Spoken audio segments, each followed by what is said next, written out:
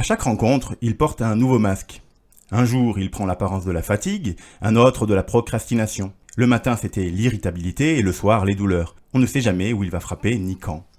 Ce qu'on sait, c'est qu'il est là et qu'il attend. Je lui ai donné un nom car il me pourrit la vie comme il pourrit peut-être la vôtre. J'ai nommé le grincement.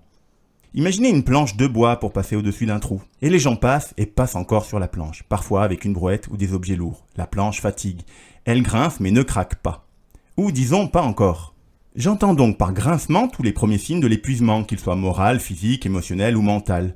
Parfois le grincement peut déboucher sur une crise. Crise de nerfs, de pleurs, malaise, fatigue très intense, impossibilité de bouger, de parler ou de penser, etc. Ça peut arriver, certes, mais vous pourriez très bien expérimenter des grincements sans jamais faire de crise. Avant de continuer, quelques précisions. Premier point, on ne peut être sûr de rien. Vous avez peut-être des grincements, mais peut-être avez-vous autre chose. Tout autodiagnostic est à prendre avec des pincettes. Deuxième point, il existe des circonstances qui favorisent les grincements. C'est mon cas avec l'autisme par exemple. Un diagnostic peut en cacher un autre. Cela étant posé, voyons les solutions. Il me semble logique que les coupures incessantes, la charge mentale, le stress et le manque de repos favorisent l'épuisement. C'est pour cela qu'un outil d'organisation et de prise de notes comme la to-do list me semble favorable. To-do list comme la liste toute douce, c'est un outil que j'ai inventé. Voilà, mais ce n'est pas suffisant.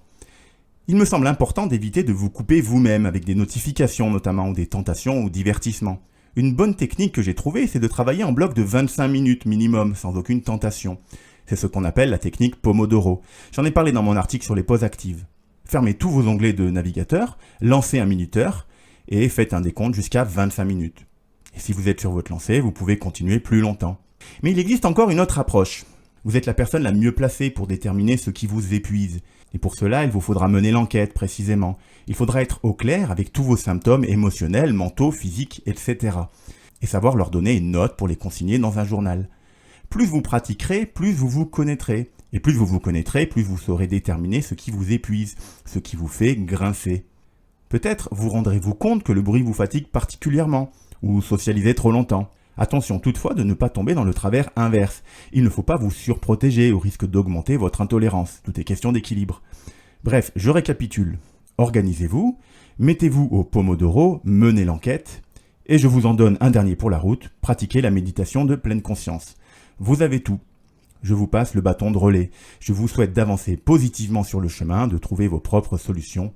Et lorsque vous n'entendrez plus les grincements, tendez bien l'oreille, car vous entendrez chanter.